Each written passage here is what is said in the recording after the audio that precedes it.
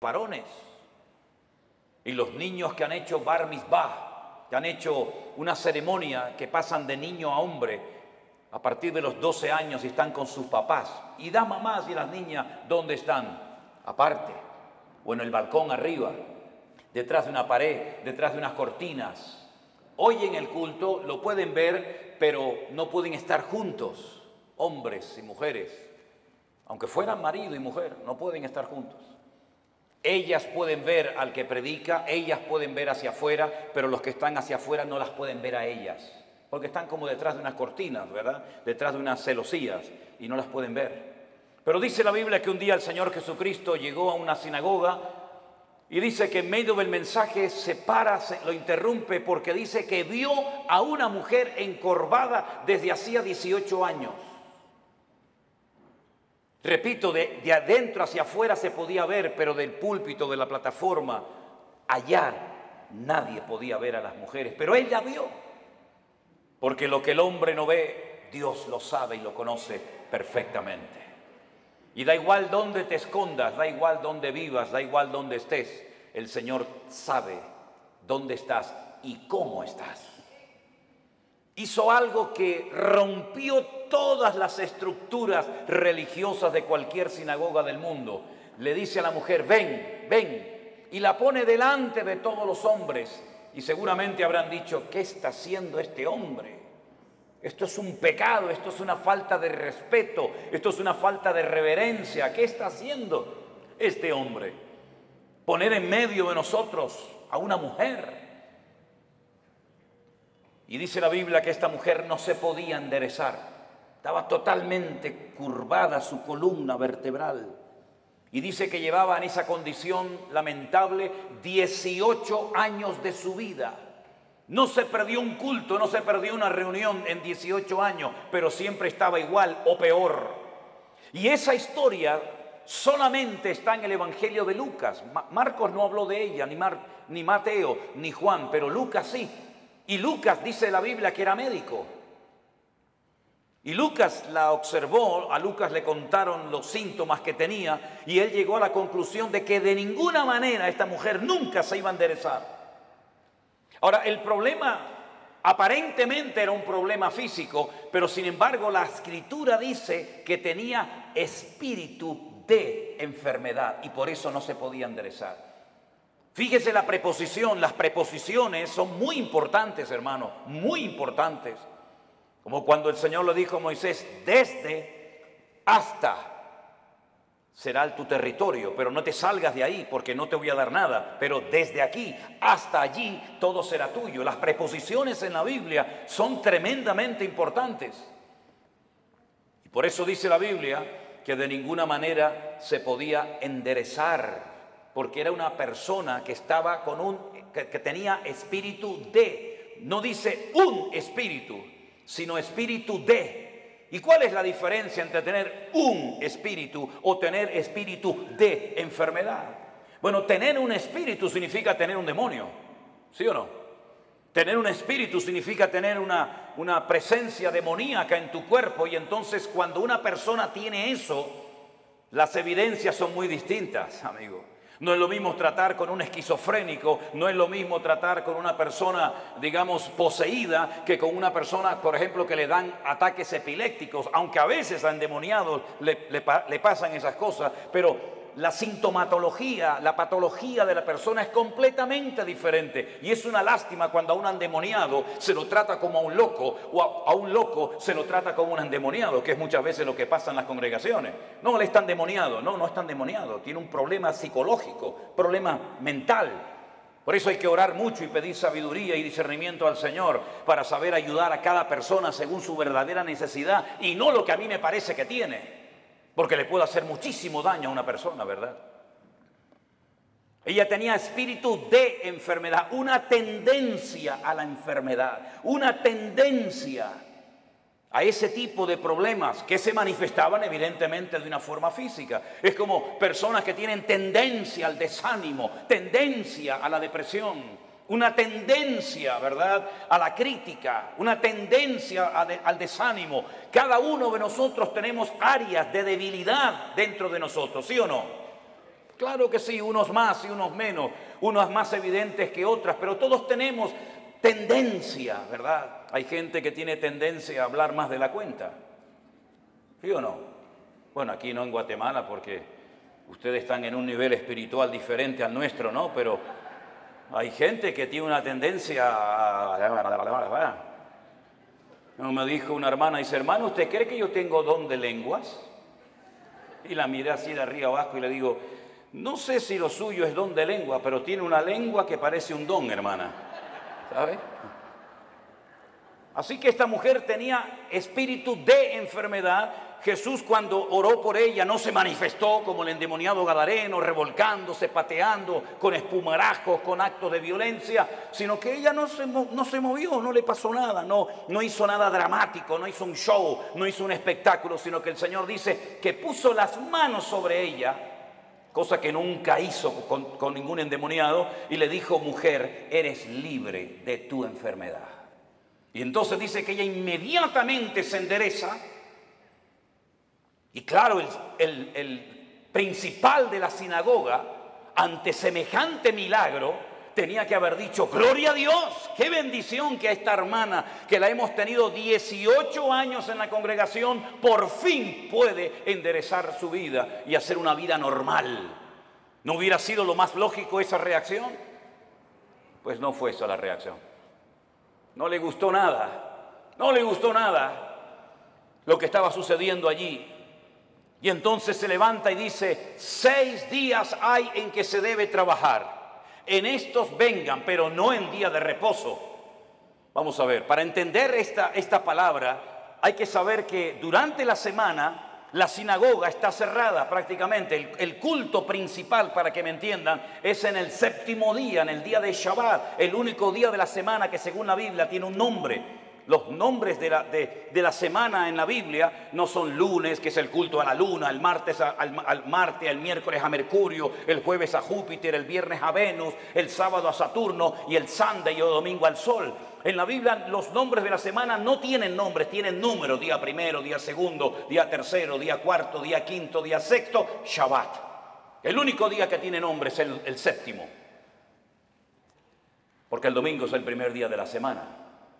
Luego, cuando la gente va a la sinagoga es en el día de reposo, y él lo que está diciendo, venid durante la semana, pero no en día de reposo. Entonces, si en día de reposo no me dejas venir y durante la semana está cerrada, ¿qué es lo que está diciendo este hombre?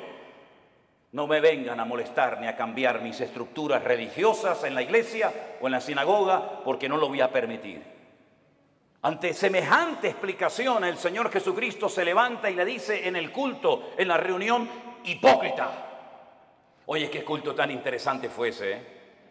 Una mujer que sale detrás de una cortina, que se endereza, el otro que no sé qué, el otro que... Fue un culto muy interesante ese día, ¿eh? Cómo me hubiera gustado estar a mí allí, ¿no?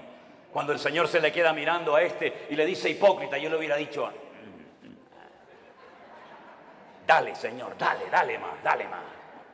Hipócrita, no se levantan ustedes en día de reposo, que según ustedes no se puede hacer esto, ni aquello, ni aquí, ni para allá, y desatan su buey del pesebre y lo llevan a beber, y luego lo traen otra vez, y a esta hija de Abraham que Satanás la tenía atada, la tenía ahí oprimida, no se le debía de desatar en el día de reposo. No dijo liberar, dijo desatar, que es diferente. ¿Cómo es posible que hayas tenido en tu congregación 18 años a una mujer en esta condición y no has movido ni un dedo? Y vengo yo y hace un milagro el Señor a través de su vida y su ministerio, y te enfadas y te enojas por lo que ha sucedido. ¿Saben que hay personas que no quieren que Dios les sorprenda? Hay gente que no quiere cambiar, hay gente que está cómoda, hay gente que está muy cómoda, muy apoltronada con su rutina religiosa, pero el Señor ha venido para romper estructura. El Señor ha venido a su casa a hacer lo que quiere, porque al fin y al cabo la iglesia no es suya ni mía. La iglesia es la casa de Dios y Él es la cabeza, yo soy el cuerpo. ¿Te vas a dejar sorprender por el Señor o ya lo sabes todo? Esto no se puede hacer, esto sí se puede hacer, ahora de pie, ahora sentado. Pero ¿quién eres tú, el dueño de la iglesia? ¿Qué te has creído que eres tú en la iglesia? El que abres y cierras la bendición de Dios. El dueño de la iglesia no es el pastor, no es los ancianos, no son los diáconos, no es la mesa directiva. El dueño de la iglesia es Cristo, y si no es Cristo tienes un grave problema. porque te has convertido en propietario de algo que no te corresponde. En vez de en un administrador, en un siervo, que para lo que está es para servir y no para servirse de, como muchos hoy en día, que en vez de servir a la gente, lo que hacen es que se sirven de la gente. Y todos giran en torno a ellos y se enfadan cuando no le dice a la gente, sí, pastor, sí, mi hermano, sí, el ungido, como si los demás no fueran ungidos igual que el pastor. O usted no es ungido. Usted no tiene el mismo espíritu que tengo yo en esta tarde. Usted no lee la misma Biblia que yo. Usted no va al mismo cielo que yo. Entonces, ¿por qué hacemos esas diferencias? No toque al ungido, no moleste al ungido. El ungido, ¿y usted qué es? Si usted no tiene la unción que yo tengo, entonces usted tiene un grave problema. Si el Espíritu Santo que mora en mi vida no mora en la suya, entonces usted no es cristiano, porque hay un solo Espíritu, hay un solo cuerpo, hay un solo bautismo, hay un solo Dios y hay un solo cielo para todos y cada uno de nosotros. Y eso es lo que dice la palabra del Señor, mi querido hermano. Y no hay esas diferencias.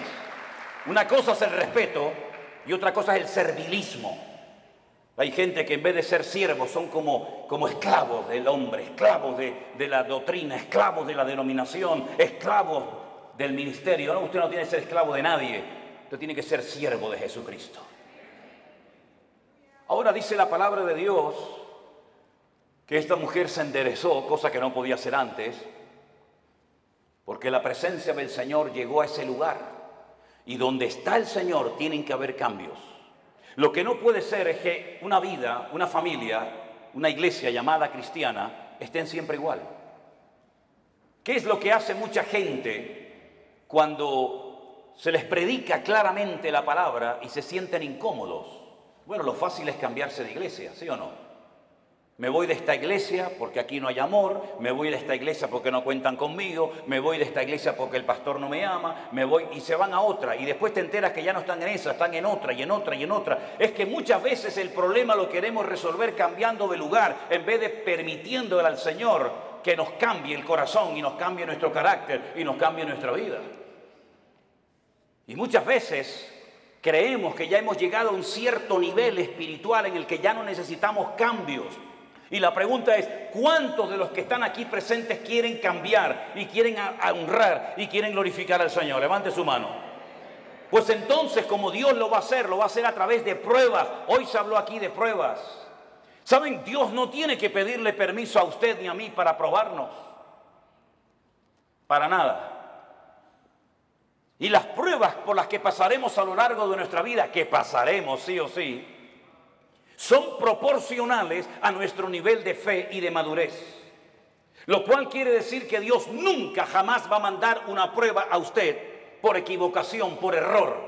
Ay, esta prueba era para Juan y se la estoy mandando a Antonio. Esta prueba era para la hermana María y me equivoqué y se la mandé a la hermana Juana. No, no, para nada. Las pruebas están preparadas desde la eternidad para cada uno de nosotros. Y Él nunca nos va a mandar algo que no vamos a poder soportar y llevar. Y en el caso de que nos mandara algo que humanamente hablando decimos yo no aguanto, yo no puedo con esto, no te preocupes que el Señor te va a capacitar y te va a ayudar para que tú pases por la prueba con gozo y con la bendición de Dios. Yo siempre he dicho que si las pruebas que el Señor le mandó a Abraham se las hubiera pedido o se las hubiera mandado a David, no las hubiera podido soportar. Porque como dije esta mañana, David ganó muchas batallas fuera del hogar, pero dentro perdió muchas. Sin embargo, cuando el Señor le pide a Abraham que sacrifique a su hijo, él no le dijo al Señor, ¿y por qué? Yo tengo dos, si quieres te sacrifico al primero, a Ismael. No, quiero que sacrifiques a tu único hijo, al que amas. Y le dice a Isaac. Abraham en aquel momento vivía en el sur de Israel, en una ciudad llamada Beersheba. La palabra Beer en hebreo es pozo, Sheba es 7. Beersheba, la ciudad de los 7 pozos. Él vivía en el sur de Israel. Beersheba en la actualidad es la capital del Negev, del desierto del Negev, del sur de Israel. Y el Señor le habla y le dice, ve al monte Moriah a sacrificarme a tu hijo. El monte Moriah está en Jerusalén. Es el monte donde tiempo más tarde se construiría el templo de Salomón. Él viajó, dice la Biblia, 3 días desde el sur de Israel hasta el monte Moriah. Y cuando llegan cerca del monte Moriah y lo ve de lejos, llevaba algunos criados y él les dice a sus siervos: esperen aquí, que nosotros iremos allí, adoraremos y volveremos. Fíjese qué interesante la palabra de Abraham: iremos, adoraremos y volveremos. ¿Cómo que volveremos si Dios te ha dicho que van dos y vuelve uno? Subiréis dos al monte Moriah, pero a uno lo tienes que sacrificar y matarlo allí, y el que volverá serás tú solo. Pero no dijo eso Abraham, dice: iremos y volveremos. No fue hasta el ministerio del apóstol Pablo, cientos, miles de años después de este acontecimiento, de la aquedá, como se llama en hebreo, de la atadura, que inspirado por el Espíritu Santo, el autor de la carta a los hebreos, y también Pablo, dijo que tenía este hombre tanta fe y tanta confianza en el Señor, que si sacrificaba a su hijo, el Señor se lo podía levantar de entre los muertos. Nunca jamás en la historia Dios había resucitado a un muerto. Nunca había habido un precedente de un muerto que resucitara. Pero Abraham sabía, porque conocía a Dios. Y eso es muy importante, que tú conozcas la esencia de Dios, para que sepas si esto viene de Dios o esto viene del diablo, o sabe Dios de dónde viene esta prueba. Él sabía que si mataba a su hijo, Dios se lo podía levantar de entre los muertos, cosa que metafórica o simbólicamente sucedió. Ahora, muchos se han imaginado toda la vida que Isaac era como un niñito pequeño, que si no quiere ir lo empujo y lo llevo a la fuerza. No se equivoque, no es así. Yo he visto en algunas iglesias y he visto en las escuelas dominicales que presentan a un niño de 7, 8, 9, 10 años, que el papá lo sube encima de un altar, lo amarra, saca el cuchillo y lo va a matar. Es que no es así lo que cuenta la Biblia. Si usted saca cuentas, y podríamos ir por los textos para demostrarle lo que le digo, Isaac tenía en ese momento 40 años. 40 años tenía el hijo de Abraham, y por eso dice que iban ambos juntos, porque Isaac no era tonto.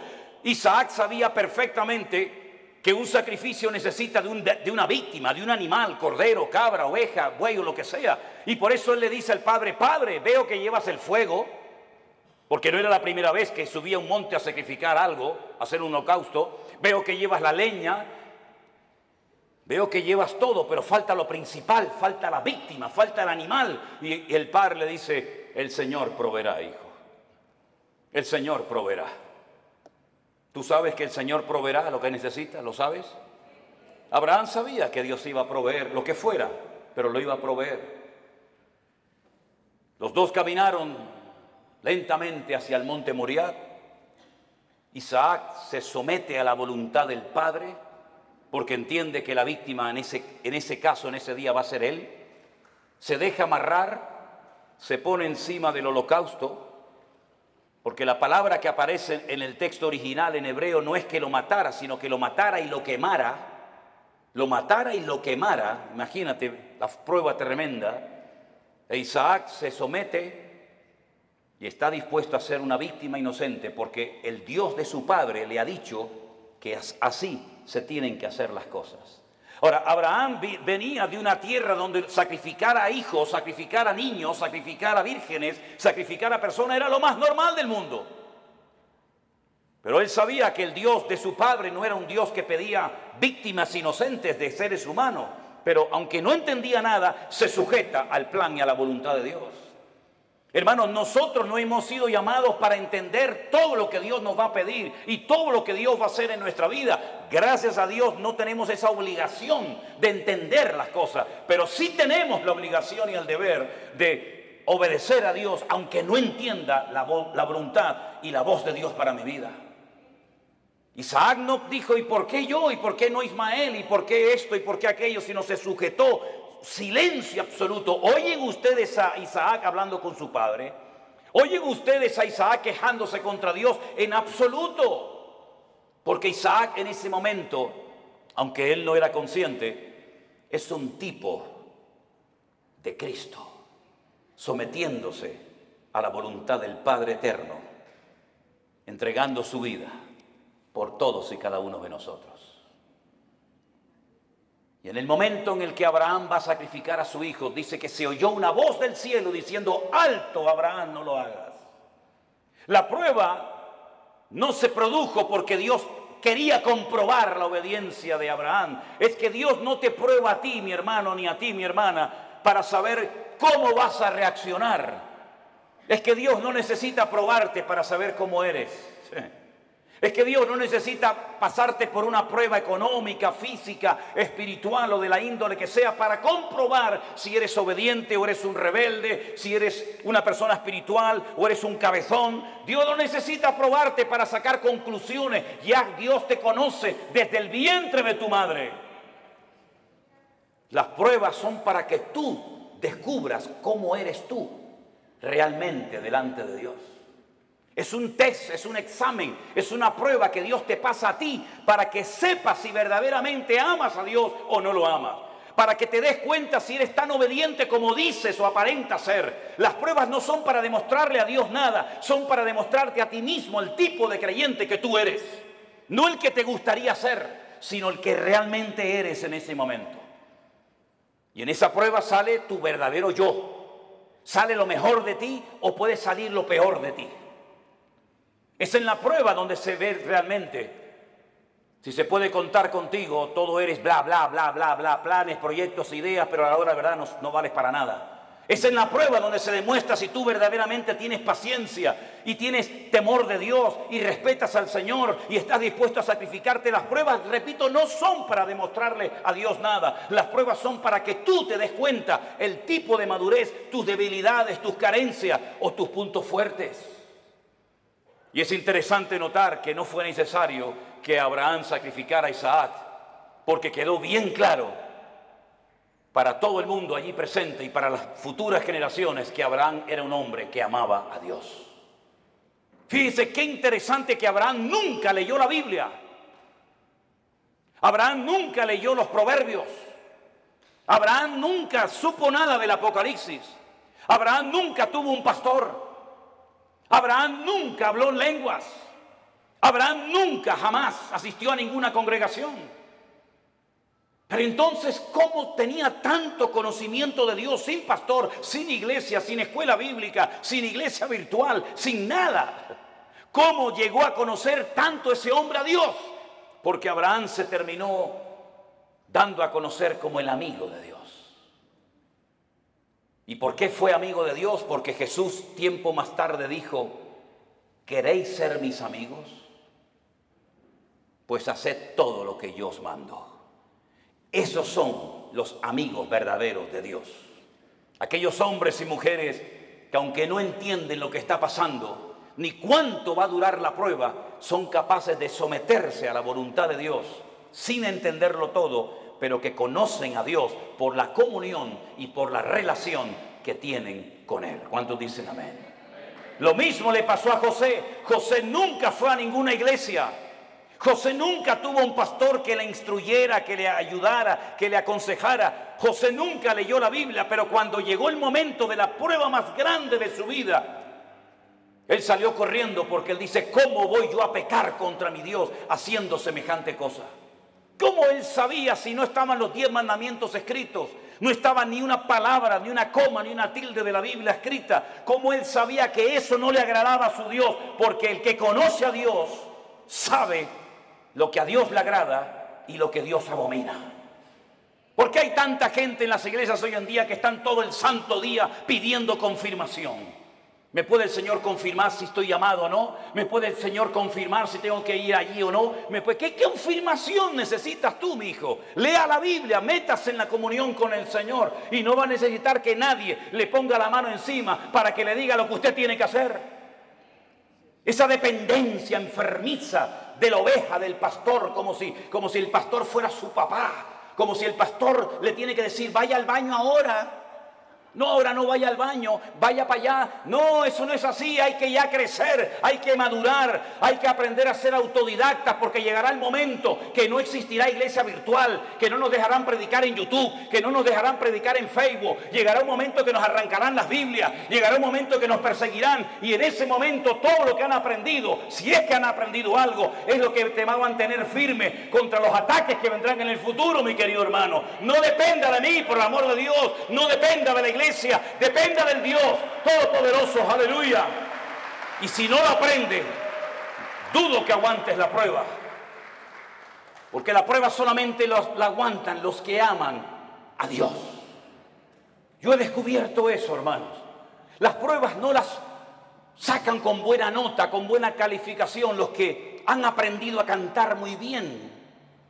Las pruebas no las aprueban aquellos que saben, digamos, predicar muy lindo. No, las pruebas las aprueban con muy buena nota los que en el fondo aman a Dios con toda su alma y con todo su corazón. Porque cuando una persona ama, hace cualquier locura. Cuando una persona ama, está dispuesta a poner a un hijo sobre un altar y degollarlo como si fuera una bestia. Cuando una persona ama, es capaz de oír de los labios de Cristo: vas a morir crucificado como yo. Y Pedro dice: tú sabes que yo te amo, Señor. Cuando una persona ama, está dispuesta a estar solo en una cárcel, sabiendo que no estoy solo, sino que Él está conmigo y puedo terminar mi carrera y guardar la fe. Y cuando uno ama a Dios de todo corazón, puede escribir una carta diciendo: en mi primera defensa ninguno estuvo a mi lado, todos me desampararon.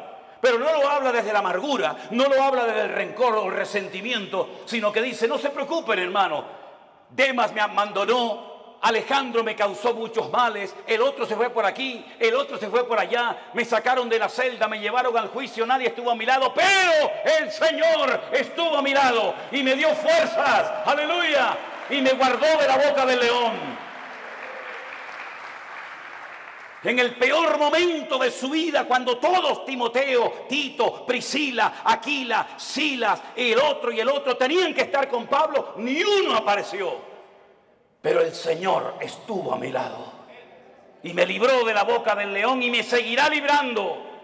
A Él la gloria y la honra y el imperio por los siglos de los siglos, dice Pablo. A ese nivel tenemos que llegar. A ese nivel de fe, a ese nivel de madurez, a ese nivel de esfuerzo y sacrificio es al que tenemos que llegar todos y cada uno de nosotros. Porque todos vamos a ser probados en mayor o en menor medida. Y dice la Biblia que los que son fieles y aman al Señor, Dios nos guardará de la hora de prueba que ha de venir sobre todas las naciones de la tierra.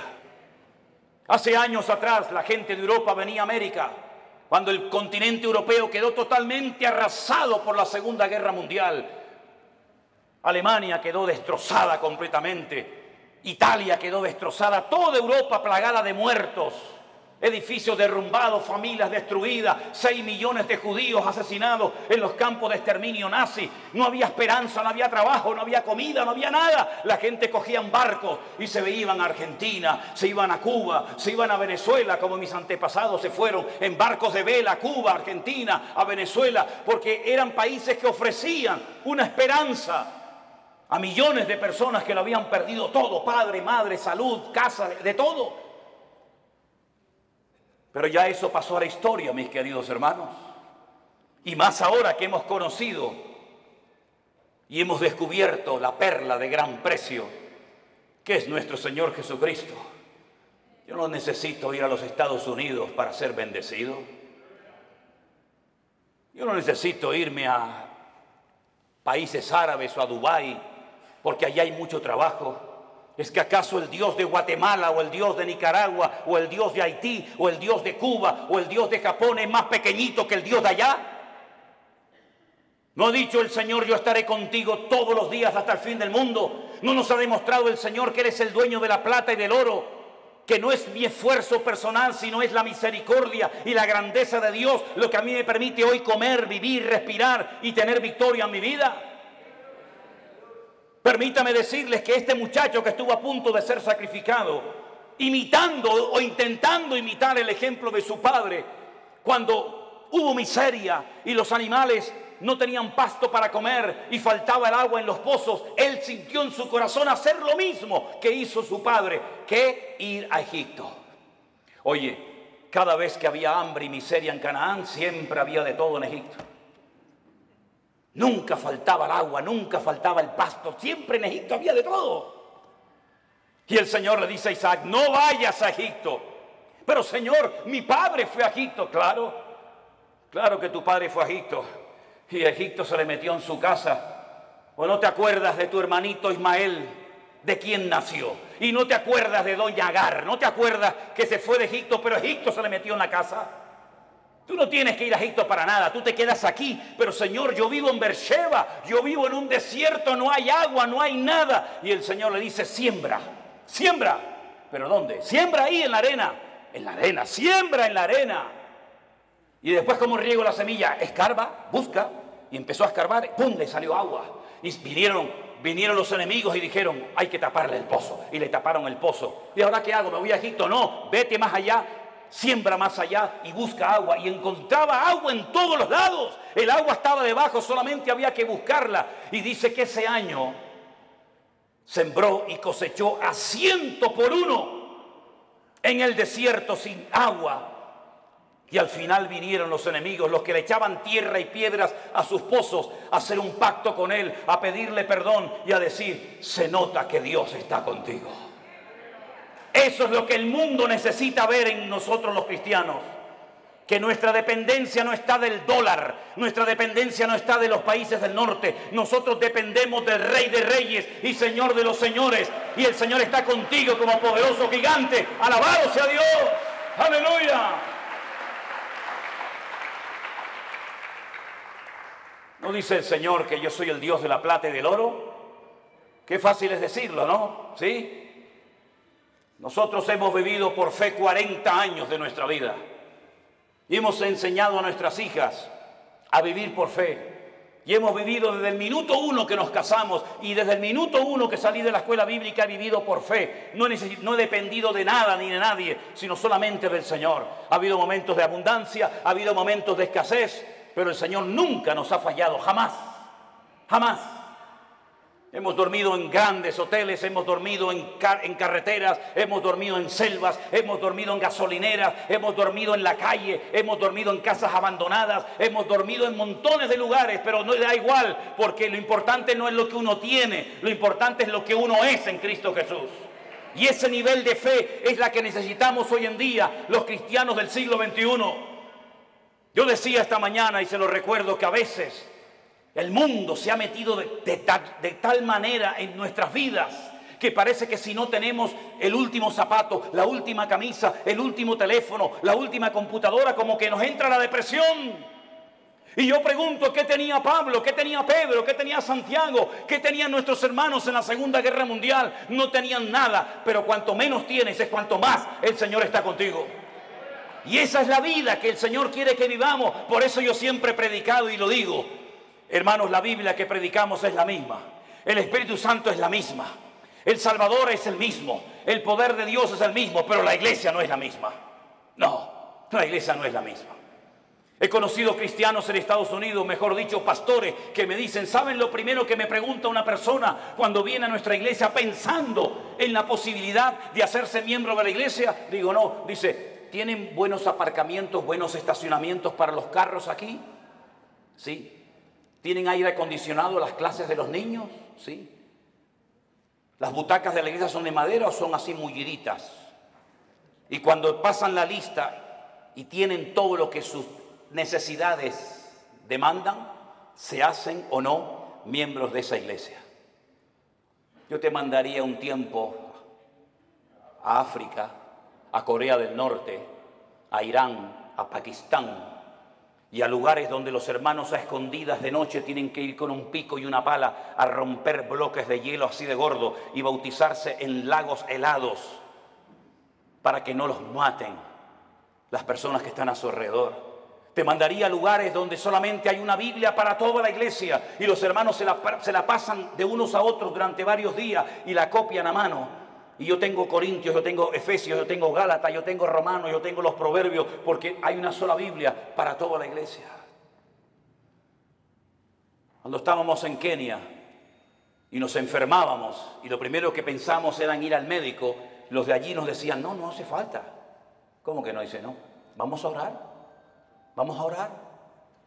Porque sabían que tal vez no tenían dinero para medicinas, pero tenían a su alcance el poder de Dios. Nos hemos hecho tan burgueses espiritualmente hablando que si se retrasa la comida 10 minutos ya nos ponemos nerviosos. Nos ponemos tan nerviosos cuando faltan determinadas cosas. Y después algunos me dicen, no, yo quiero servir al Señor. Me vino uno una vez a la iglesia y me dice, yo quiero servir al Señor. Y estaba de pie, yo estaba poniendo la moqueta en la iglesia con un señor ya muy mayor. Y le digo, ¿y por qué no te agachas y me ayudas a poner la moqueta de la iglesia? Y me dice, es que yo soy cantante, yo soy músico. Digo, tú eres un idiota. ¿Cómo que cantante y músico? ¿Los cantantes y los músicos no trabajan? La Biblia dice que el que no quiere trabajar, que no coma, es decir, que se muera de hambre. Eso dice la Biblia, ¿eh? No quiere trabajar, no coma. Y el que no come ya sabe lo que le pasa. ¿No trabajaba el Señor? Dice, yo trabajo y hago la obra del que me envió. En otras palabras, mis queridos hermanos, la iglesia tiene que despertar y darnos cuenta de que si la iglesia sigue viviendo como ha vivido en estos últimos 30, 40, 50 años, por eso la iglesia entró en una decadencia, por eso el mundo se metió en la iglesia, por eso la gente ha salido herida, por eso la gente ha comido veneno y comida caducada en las congregaciones. ¿Por qué? Porque nos hemos agarrado a cosas y hemos convertido la iglesia en el campo, cuando la Biblia dice que el campo es el mundo, no la iglesia. Y por eso para algunos la iglesia virtual era una locura, porque necesitan el púlpito, necesitan la banca, necesitan tocar. Y el Señor nos ha enseñado que sin púlpito, sin banca, sin nada, el Señor ha alimentado y bendecido a su pueblo en todas las naciones de la tierra. Por eso yo les animo a todos y a cada uno de ustedes que no olviden todo lo que hemos aprendido desde marzo del 2020 hasta el día de hoy. Que no tengamos una amnesia, sino que recordemos todo lo que el Señor nos ha venido enseñando y mostrando día a día. Estos testimonios de gente cambiada, estos testimonios de gente sanada, testimonios de familias restauradas, todo esto lo ha hecho el Señor sin necesidad de que una persona sea la estrella y el protagonista. La obra la ha hecho el Señor nuestro Dios, al cual le damos a Él siempre toda la gloria y toda la honra. Aleluya. Así que, mi querido hermano, Dios sí que nos guardará de las pruebas, claro que sí, pero nuestro nivel de madurez tiene que ser elevado. Me sorprendió mucho cuando fuimos a la cárcel el otro día, los pastores, sí, pastores que están allí también cumpliendo condena, privados de libertad, pero saben que ese es el momento y el lugar donde tienen que estar atendiendo y ministrando a otras personas. Cada uno de nosotros tenemos un lugar en el cuerpo de Cristo. Yo sé cuál es el mío y cuál no es el mío. Pero yo quiero que usted cierre sus ojos en esta tarde y a partir de hoy se proponga seriamente decirle al Señor cuál es mi sitio y cuál no es mi sitio. ¿Qué tengo que hacer y qué no tengo que hacer? ¿Qué tengo y qué no tengo? Pedro le dijo a aquel paralítico, no tengo. No esperes de mí plata y oro porque no tengo, pero lo que tengo te lo voy a dar. La Biblia dice que antes de que una persona sea usada, primeramente tiene que ser probada. Nadie puede ser usado en el reino si no es probado primeramente. Y el Señor sabe cómo probarnos y cuánto tiempo probarnos. Dígale al Señor, enséñame a gozarme en las pruebas. Descubre mi corazón para que realmente me dé cuenta si verdaderamente yo te amo o no te amo tanto. Hemos visto que el Señor nos ha bendecido, nos ha prosperado, nos ha usado, pero todavía queda mucho camino por recorrer, hermanos, muchas almas, muchos países que visitar, muchos lugares donde ir. Y si somos fieles y obedientes al llamado de Dios, Dios seguirá guiando nuestros pasos y fortaleciendo nuestras vidas. Señor, te damos gracias en esta tarde por este día de victoria, de bendición que hemos pasado juntos, Señor. Gracias por los hermanos que se han bautizado. Gracias por los testimonios que hemos oído. Gracias por el tiempo que hemos podido pasar juntos en armonía. Pero sabemos que estos solamente son unos pocos días, que la vida realmente está allá afuera esperándonos. Yo te ruego, Señor, Dios del cielo,